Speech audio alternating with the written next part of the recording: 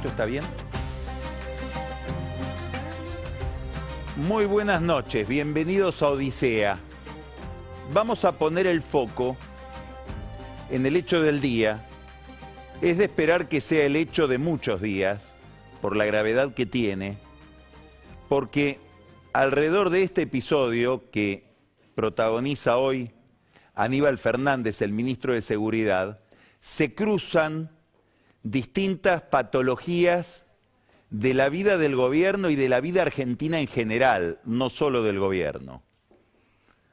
Hoy, usted lo debe ya haber visto, recién Alfredo Leuco estuvo dedicándose al tema, Nick, que no necesita presentación, emitió este tuit: regalar heladeras, garrafas, viajes de egresados, planes, platita, lo que sea, lo que venga.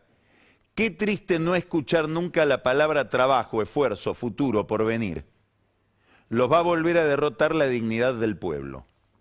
Es una opinión que no ofende a nadie, es un juicio de valor sobre lo que está haciendo el gobierno para revertir la derrota electoral, que por otro lado sintetiza una opinión muy generalizada de mucha gente, inclusive, como vamos a ver después, dentro del propio oficialismo, dentro de la propia corriente que lidera dentro del oficialismo Alberto Fernández, una opinión muy generalizada.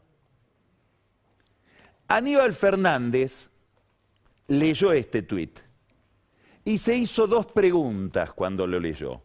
Primero, pensando en Nick, ¿tiene hijos? Segunda pregunta, ¿a qué colegio van los hijos? Y contestó con este tuit: muchas escuelas y colegios de la ciudad de Buenos Aires reciben subsidios del Estado y está bien. Por ejemplo, la escuela Colegio Hort. ¿La conocés? Sí que la conocés. ¿O querés que te haga un dibujito? Excelente escuela, lo garantizo. Repito, ¿lo conocés? Obviamente se estaba refiriendo al colegio donde sabemos ahora, lo sabe todo el mundo, gracias al ministro de, subrayo esta palabra, seguridad, manda a sus hijas Nick. No hizo una tercera pregunta Aníbal Fernández, no se preguntó o no le preguntó al que lo informa, que vaya a saber quién es, si la Hort recibe subsidios, porque no recibe subsidios, según lo que explicó después su rector. Lo amenazó, le hizo saber que sabía que tenía hijos, hijas, le hizo saber que sabía a qué colegio iban los hijos. Se ensañó especialmente, seguramente por ser un colegio privado, por ser un colegio de la capital federal. Dice, muchos colegios en la ciudad de Buenos Aires, también en la provincia de Buenos Aires hay muchos colegios que reciben subsidios. No en el caso de la Hort. Nick tiene la sensación de que hay algo también de antisemitismo en esto, y lo escribió, un tufillo antisemita, que probablemente agrega una pincelada al aporte que ha hecho el gobierno por la vía del absurdo durante este fin de semana al festejar un fallo donde se da una vuelta de página sobre el tratado de la Argentina con Irán, tratado que no solamente avanzó sobre la justicia, constituyendo, como sabemos, una comisión que iba a revisar lo que había hecho la justicia argentina, sino que lo que es verdaderamente insólito, Cristina todavía no sabe ni para qué lo firmó, y los iraníes ni siquiera lo protocolizaron, lo aprobaron con su propia legislatura.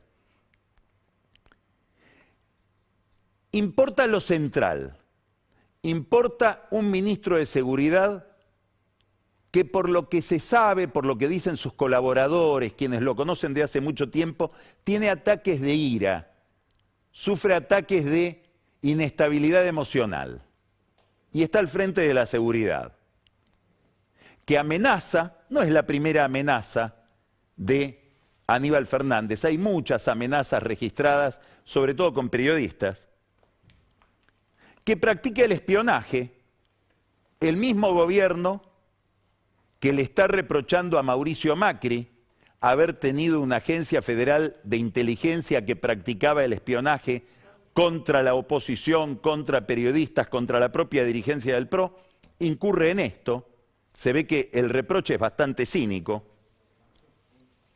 Se supone que a Aníbal Fernández lo habían incorporado, lo habían reincorporado a la primera fila del gobierno, lo habían sacado de Yacimiento Río Turbio para llevarlo al Ministerio de Seguridad para dar vuelta a la campaña. Ahora con este episodio le hace un aporte a la campaña del Frente de Todos, posiblemente igual o debería ser peor que la famosa fiesta de cumpleaños de Fabiola Yáñez en Olivos. Ahora, más allá de todo esto tan reprobable, horrible, hay que hacerse una pregunta. ¿Quién se hace cargo de esto? La oposición está pidiendo la renuncia de Aníbal Fernández. ¿Quién es el que le debe pedir la renuncia? Es decir, en este gobierno, ¿quién manda? En este oficialismo, ¿quién es el responsable de estas aberraciones? ¿Será Cristina Kirchner la que le tiene que pedir la renuncia? ¿Será el presidente? ¿El presidente está en condiciones de pedir, tiene autoridad como para pedirle la renuncia al ministro de Seguridad? ¿O en esa área está pintado? ¿Quién es el responsable de esta aberración desde el punto de vista político del ministro de Seguridad? ¿Mansur? ¿Mansur es el jefe de gabinete, pero es el jefe de Aníbal Fernández?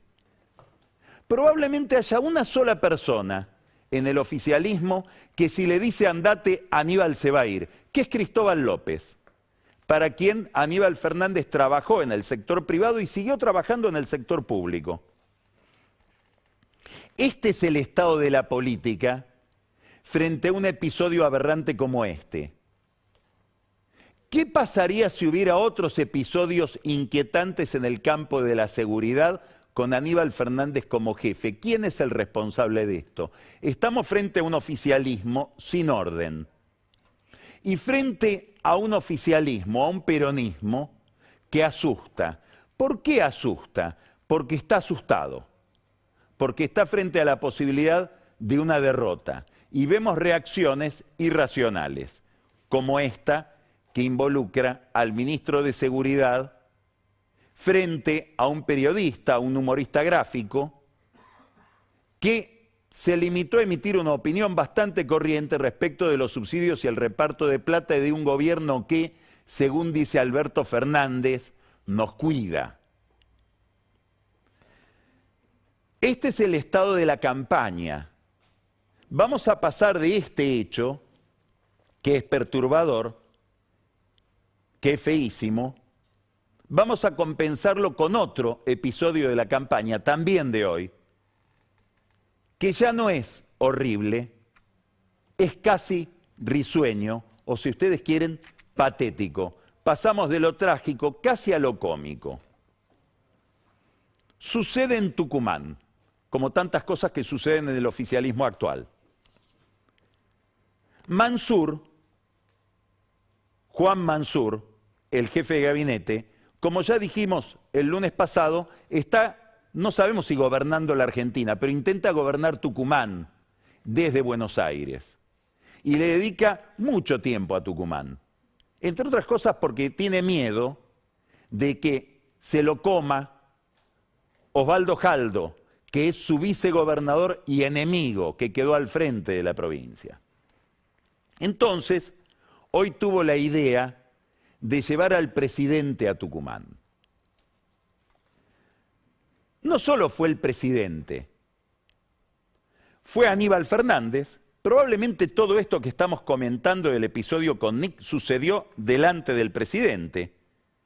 La agresión, el pedido de información, las preguntas sobre los hijos de Nick, a qué colegio iban, todo eso debe haber sucedido en medio del clima del viaje, donde estaba el presidente, estaba allá esperando los Mansur, fue, como digo, el ministro de Seguridad, fue Claudio Moroni, el ministro de Trabajo, y fue el secretario general de la presidencia, Julio Vitovelo. Es decir, una gran comitiva se trasladó a Tucumán, a dos localidades de Tucumán, La Cocha y Simoca. ¿A qué fue todo el gobierno, esta parte del gobierno, el presidente, el jefe de gabinete, estaba también obviamente el gobernador interino Jaldo con su mujer, estaba, como digo, el ministro de Trabajo, el ministro de Seguridad, el secretario general de la presidencia? ¿Qué fueron a La Cocha? A festejar una inversión. Escuche bien, fueron a festejar una inversión de una fábrica de chacinados. Si uno lee la información que se publicó en Tucumán y que se publicó también en la agencia Telam como cobertura del viaje, Telam dice una fábrica de chacinados que probablemente empezaría a funcionar dentro de un año. Es decir, fueron a inaugurar algo fantasmagórico, una fábrica de chacinados que todavía no existe.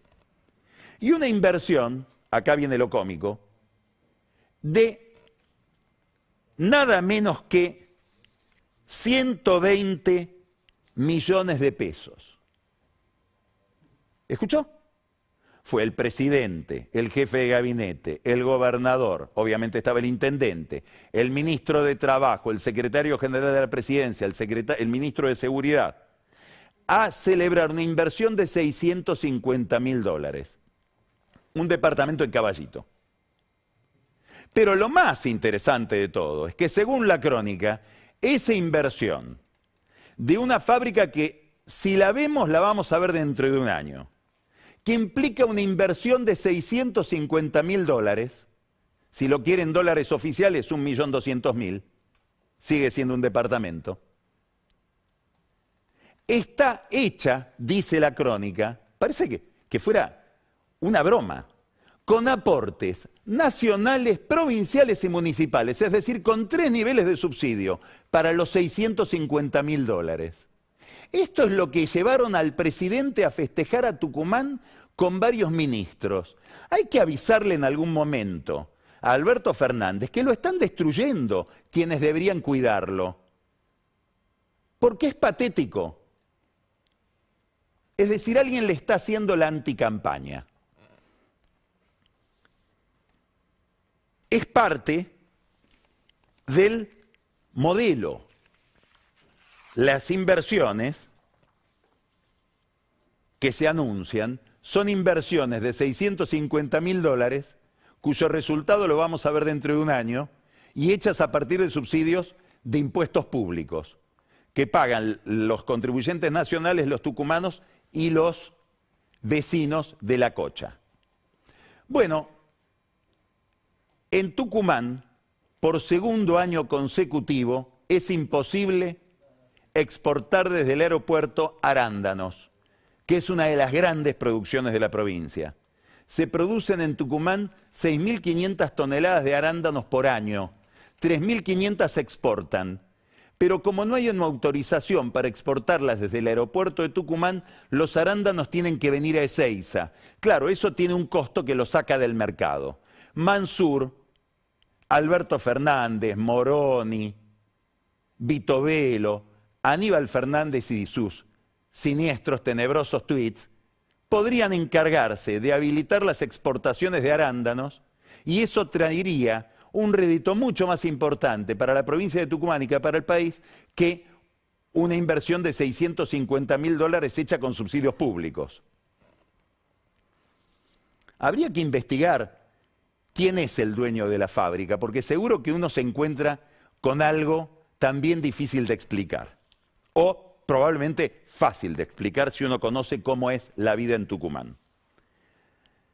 Estos hechos de campaña, dicho irónicamente, la barbaridad que comete Aníbal Fernández al frente del Ministerio de Seguridad, nadie dio explicaciones todavía, Alberto Fernández no abrió la boca, Mansur tampoco, que son los jefes de Aníbal.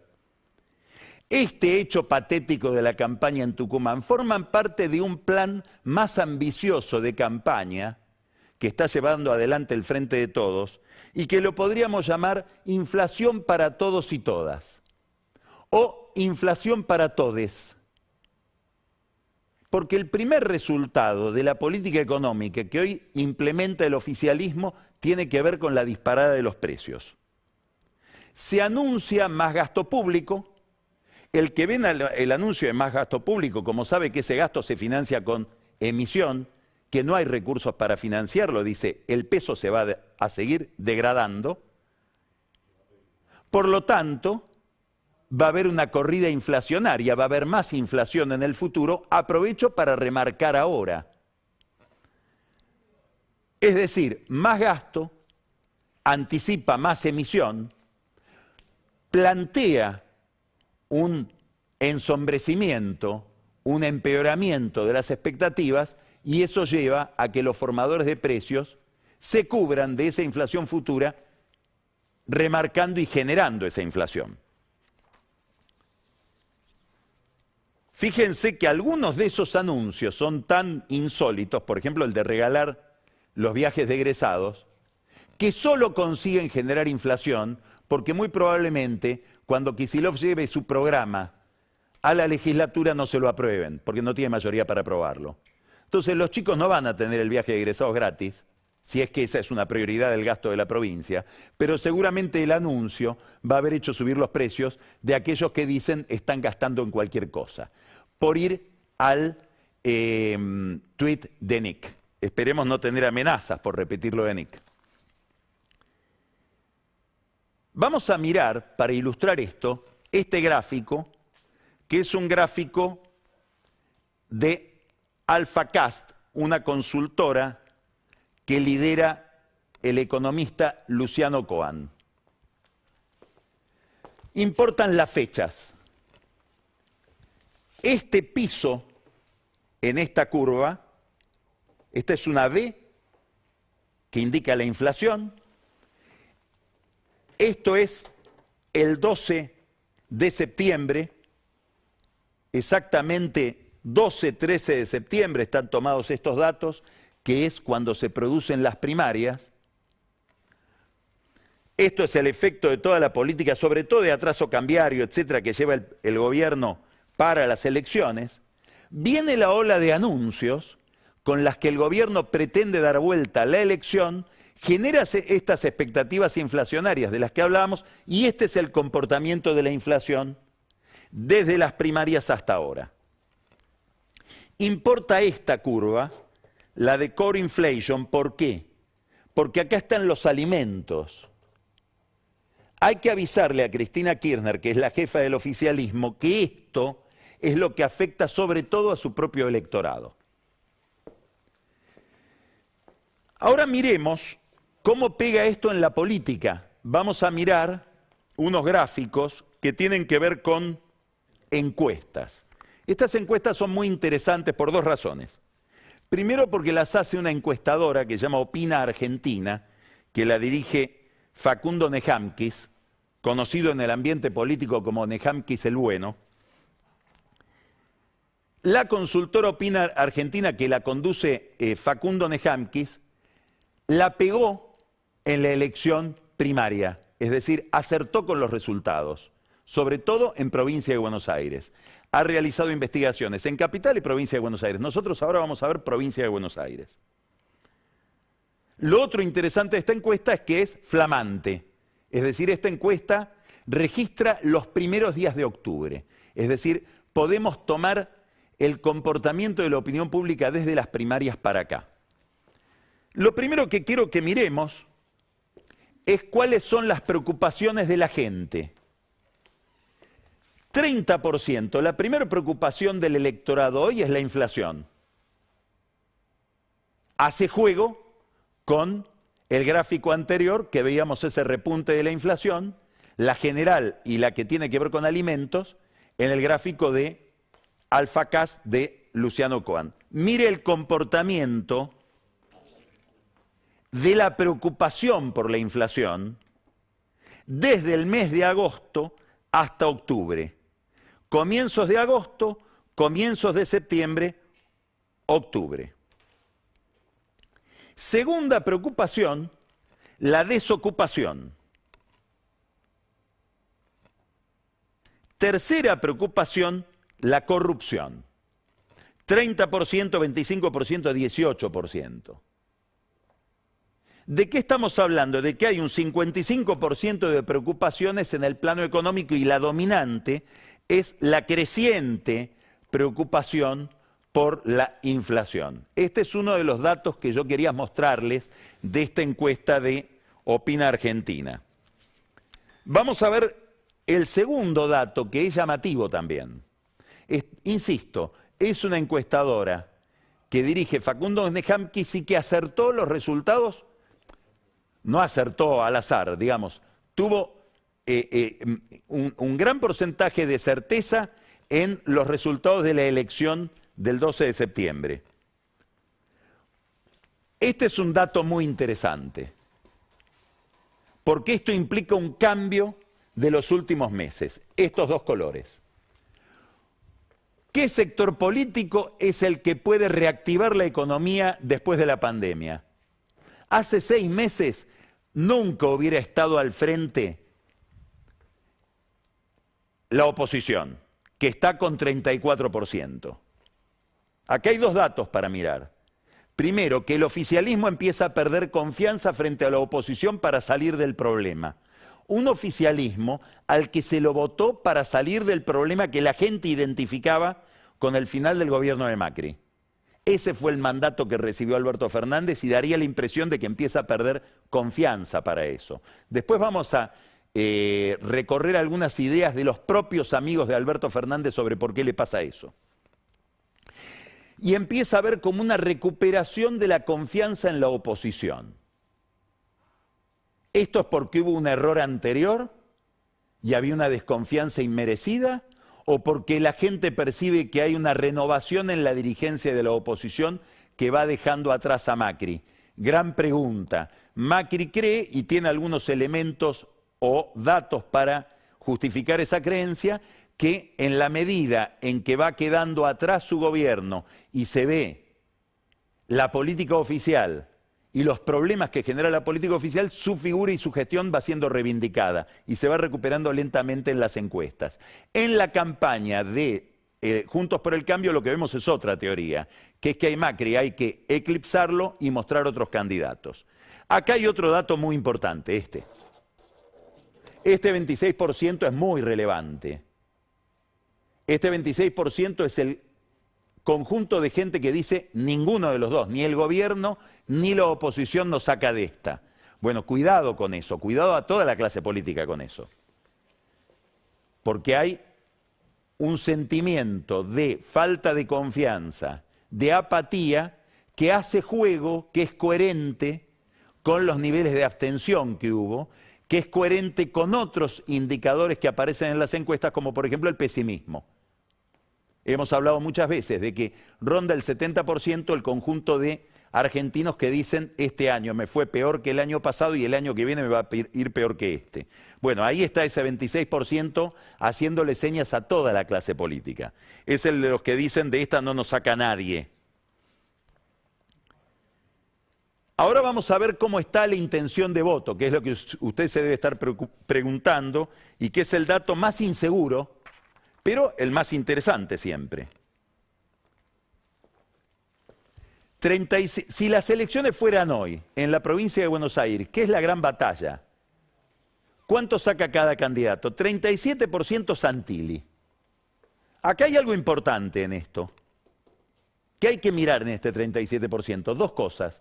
La primera, está 0,9, es decir, 9 décimas abajo de lo que sacó Juntos por el Cambio en conjunto. Pero si esto es verdad, e insisto que Opina Argentina es una encuestadora que acertó con los resultados de la elección del 12 de septiembre, quiere decir que Santilli retiene bastante el voto de Manes, que es la gran preocupación de Santilli.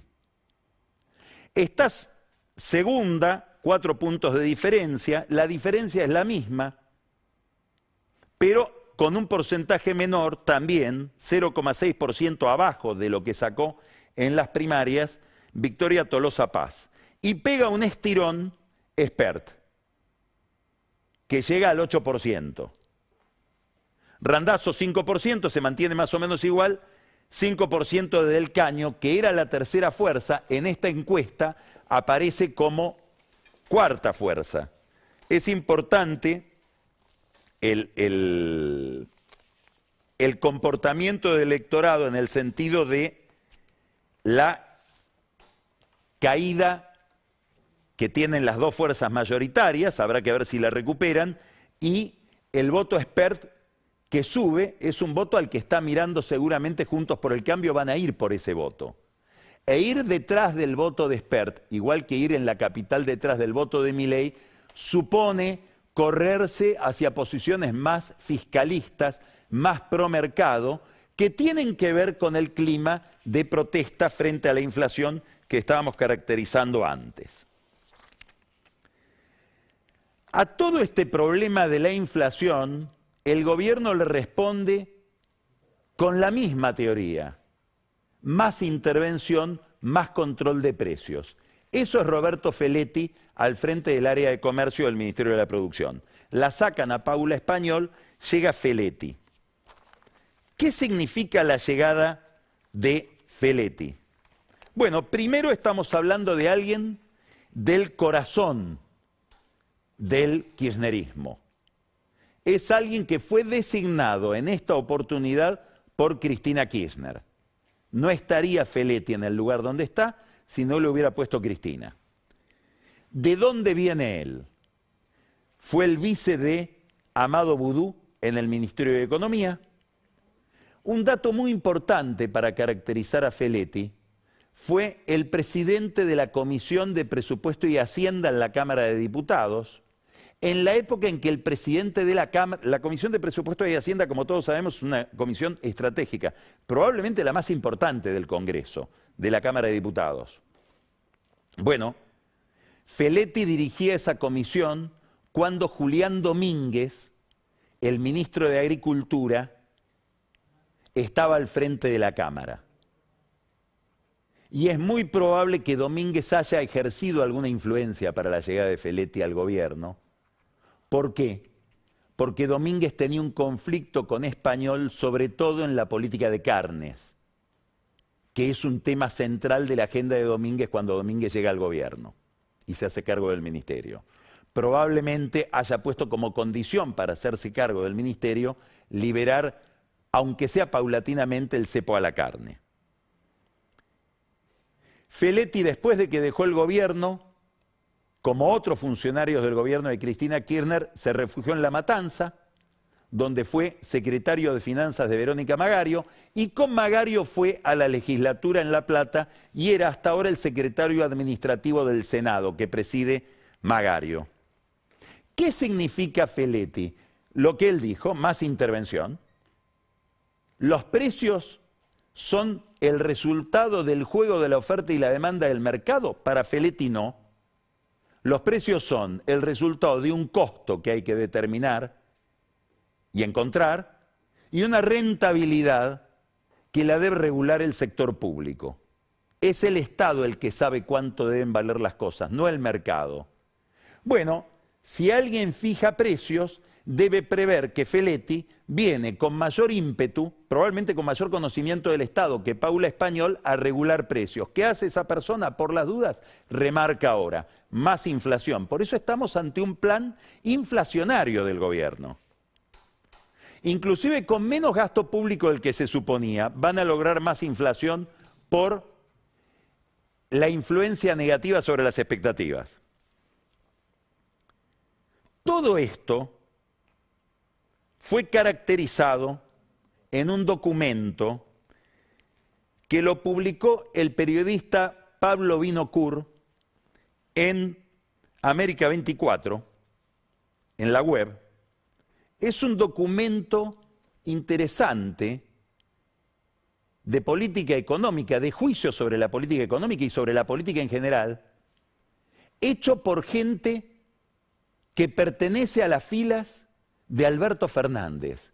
Este documento, que yo le voy a leer algunos párrafos ahora porque es verdaderamente interesante, no viene escrito por el Instituto Patria, no viene de la Cámpora, no viene del peronismo de Mansur o de los intendentes de la provincia de Buenos Aires. Esto es un grupo que se llama Movimiento Unidad Popular, que forma parte de los distintos núcleos que rodeaban a Alberto Fernández durante la campaña y antes de la campaña, inclusive el famoso Grupo Callao.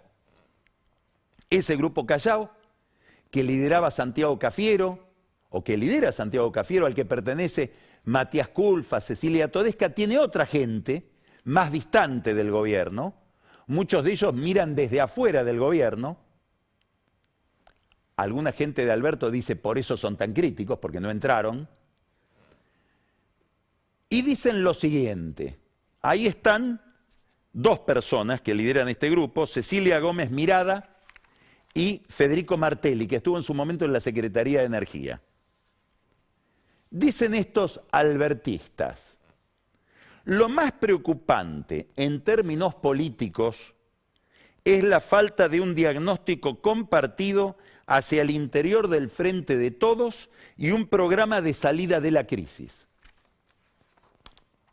La política económica, dice este grupo Movimiento Unidad Popular de gente de Alberto Fernández, la política económica está cruzada por múltiples decisiones cambiantes, contradictorias y pasajeras que están generando un nivel de desconcierto absoluto en los actores económicos. Insisto, gente de el presidente dice esto. Alberto no pudo, no supo o no quiso decir, o lo dijo al tiempo que decía otras 50 cosas, que el camino de salida es el crecimiento y el empleo. En su lugar, se exacerbó la agenda de los, comillas, nuevos derechos y el avance de las luchas sectoriales.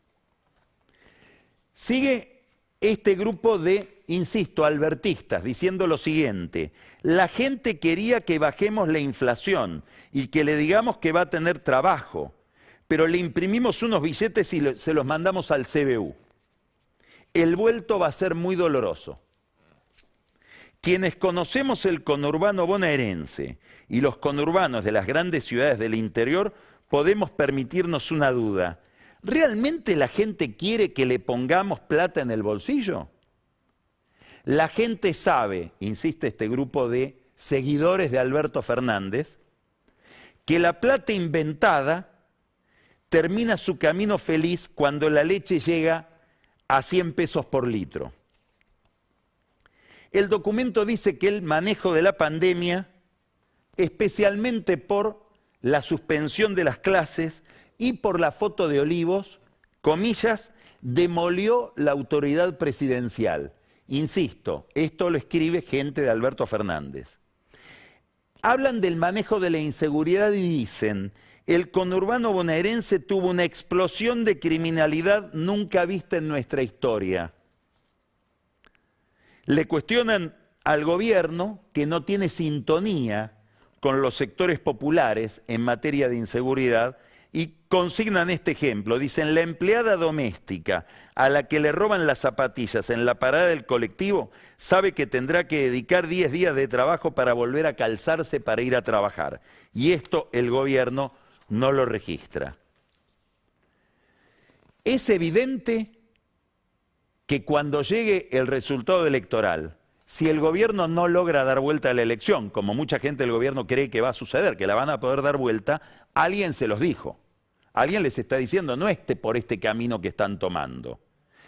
Este grupo de gente de Alberto Fernández parece coincidir con las encuestas que leímos recién, elaboradas por Opina Argentina. Ahí está la respuesta a todo este diagnóstico, se llama Roberto Feletti. ¿Qué es, anote bien esto, una sombra para Martín Guzmán? ¿Lo quieren sacar a Guzmán? Todavía no. ¿Hay malestar con Guzmán? Sí. ¿Qué quiere la cámpora de Guzmán? ¿Qué quiere Cristina Kirchner de Guzmán? Que se alinee, no que se vaya. Feletti es una sombra sobre un Guzmán que eventualmente se niegue a alinearse, sobre todo en las conversaciones con el fondo. Y una demostración de los resquemores, de los recelos que hay frente a Guzmán, es la noticia de que ahora, cuando él viaja a Washington para participar de la asamblea del Fondo Monetario Internacional, de la asamblea de otoño, en el hemisferio norte, lo acompaña Juan Mansur. Importantísimo. ¿Por qué? Porque tanto Cristina Kirchner como Máximo Kirchner como la Cámpora pretendían otro jefe de gabinete, no solamente para alinear y para organizar la tarea de gobierno, sino para que controle a Guzmán y controle la interlocución entre Guzmán y los funcionarios del fondo, en la suposición de que Guzmán, vamos a ponerlo en estos términos muy simplones, es demasiado amigo de los del fondo. ¿Por qué? Porque puede tener una fantasía de querer terminar siendo funcionario del fondo, como lo fue Stiglitz, su maestro. Entonces, en la Cámpora, en el Instituto Patria, en los alrededores de Cristina, existe la sensación de nos trae mensajes muy duros que no sabemos si él discute con la suficiente convicción. En la idea de que hay un margen de maniobra política disponible que Guzmán no aprovecha.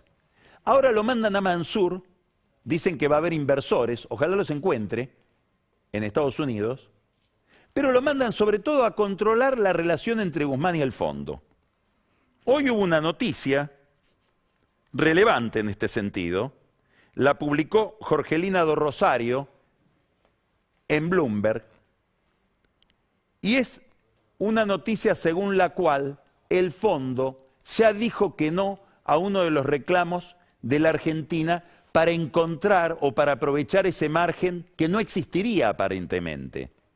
Y es que las tasas que se cobran por la penalización, las tasas que tienen que ver con haber pasado por encima de la cuota del país, tengan que ser más bajas y no haya esa penalización. En el fondo, según publica Bloomberg, dicen no. Eso no se lo vamos a conceder a la Argentina. No va a haber heterodoxia, vamos a seguir con las reglas clásicas del fondo.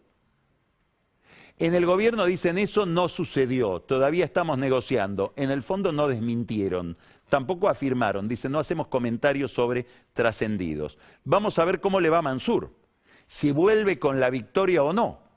Porque ahora que Mansur es el monitor de Guzmán, es él el que tiene que traer el trofeo. Un Guzmán debilitado, un Alberto debilitado, que van a hablar con una Georgieva debilitada, en un fondo donde probablemente, si Georgieva sigue al frente, la están investigando, como sabemos, por inconductas en el Banco Mundial cometidas a favor de China, si sigue al frente del fondo va a ser con una tutela, una supervisión mucho más estricta de los Estados Unidos, de la Secretaría del Tesoro, de David Lipton, que es el funcionario de la Secretaría del Tesoro de Biden, que antes estaba en el fondo y que negoció con Duhovne el programa que tanto critica y el crédito que tanto critica el oficialismo. Se van a encontrar posiblemente con Lipton en el camino. Hay un viejo dicho que dice, no pises a nadie al subir, te lo podés encontrar al bajar. Sale Paula Español, entra Feletti, y esto tiene otra dimensión, no solamente para Guzmán, es un mensaje para Axel Kicillof. Daría la impresión de que para Cristina Kirchner, Kicillof puede ser muy inteligente, muy leal, muy fiel, pero en el orden práctico no ofrece resultados, no hace goles. Ya le hicieron desplazar de la jefatura de gabinete de la provincia a Carlos Bianco, que era su mano derecha, ahora tuvo que ceder a alguien de su corazón, que es Paula Español. Se va completando en distintos planos la intervención sobre Kicillof. Habrá que ver qué pasa ahora en la provincia de Buenos Aires. Si sigue el avance de los intendentes. Y si sigue ¿dónde? Preste atención. En un área fundamental, la seguridad. ¿Por qué? Porque empieza a circular la versión de que Berni, Sergio Berni, estaría por irse de el Ministerio de Seguridad. El que primero publicó o divulgó esta noticia es Roberto García. ¿Qué quiere decir? Que Berni se va, que queda decapitado el esqueleto más importante que tiene el Estado en la provincia de Buenos Aires, que es la policía. No es que a Bernie lo echan, es que Bernie aparentemente se querría ir. ¿Por qué? No sabemos. Es por el imperio de la cámpora. Tuvo un gran altercado, lo comentamos acá, con Máximo Kirchner. Lo agarró del cuello a Máximo Kirchner. Los tuvo que separar el jefe de policía. Viejos enfrentamientos que vaya a saber se hunden en el fondo de la historia porque Bernie a Máximo lo debe conocer desde chiquito. Casi un enfrentamiento familiar. Y decide irse. Hipótesis, son especulaciones, porque ve que vienen problemas de seguridad, porque ve que no está claro quién es su jefe, como no está claro quién es el jefe de Aníbal Fernández, porque no sabe si su jefe es Insaurralde, Kicillof. Ahí está mirando ese lugar Alejandro Granados, caudillo de Seiza, fue el ministro de Seguridad, muy opaco, de Daniel Scioli, quiere volver, gran socio, en todo el sentido de la palabra socio, de Martín Insaurralde. ¿Quiere decir que le van a tomar la seguridad al kirchnerismo los intendentes en la provincia de Buenos Aires? Puede ser, puede ser. Y con eso viene toda una plana policial, ligada sobre todo al comisario Matzkin, que después de ser el jefe de policía se fue a trabajar con Granados al municipio de Ezeiza. Pregunta, ¿tuvieron algo que ver, como creen autoridades actuales de la policía de la provincia de Buenos Aires? Granados, Insaurralde, etcétera, hasta el propio Massa, en tolerar, o a lo mejor no disuadir, o a lo mejor, peor, alentar el levantamiento policial de septiembre del año pasado. Sería interesante que fueran ellos los que vuelven a controlar la policía que se levantó. Lo concreto, gran avance de los intendentes, posiblemente ahora también en el área de la seguridad. Y ocupando distintos cargos en el Ejecutivo. Probablemente con la fantasía de que si se van de sus municipios antes del 10 de diciembre, como se fueron antes de cumplir 2 años del nuevo mandato, pueden ir a la justicia a pedir la reelección. Porque como se sabe, en la provincia de Buenos Aires la reelección está limitada a 2 mandatos por una ley que congeniaron María Eugenia Vidal y Sergio Massa. Signo de interrogación. Nota al pie de página. Jorge Macri quiere ser ministro de gobierno de Larreta para también aprovechar esa martingala y poder después reelegirse una vez más como intendente de Vicente López. Nadie lo sabe porque nadie está seguro de que la justicia le vaya a dar la razón. En todo este panorama, gran ansiedad electoral del gobierno, con una Cristina que se abrió las venas por la derrota, intervino el gobierno de Alberto e intervino el gobierno de Kicillof. Logró algo importantísimo, que queden Kicillof y Alberto Fernández como los culpables de esa derrota. Veremos si con este plan inflacionario no logran dar la vuelta, porque si no lo logran, si se encuentra el frente de todos de nuevo con una nueva derrota, la que cayó, la que perdió, la que habrá caído derrotada es Cristina Kirchner. Y esa derrota, esa sí es importante para el diseño general de la política y para la capacidad de bloqueo que pueda tener una líder populista como es ella sobre la política económica y sobre el rumbo del gobierno después de las elecciones. Empezamos Odisea y vamos a hablar ahora con un especialista en un tema que a todos nos intriga y del que debo confesar, en mi caso sé muy poco. Vamos a hablar con Gabriel Zurdo. ¿De qué vamos a hablar? De por qué se cayó WhatsApp. De si desde Facebook y otras redes sociales controlan nuestros datos. De si los políticos usan esos datos en las campañas electorales para mandarnos mensajes prefabricados, sabiendo ya lo que opinamos de antemano. De si es posible que haya un nuevo tipo de guerra, en un nuevo ambiente, ya no la guerra naval, ya no la guerra terrestre, ya no la guerra aérea, la guerra en un nuevo medio, el ciberespacio. ¿Nos espían? ¿Podemos defendernos de ese espionaje? Ahora que hablamos de Nick y del espionaje que le realizó el tenebroso Aníbal Fernández. Empezamos Odisea.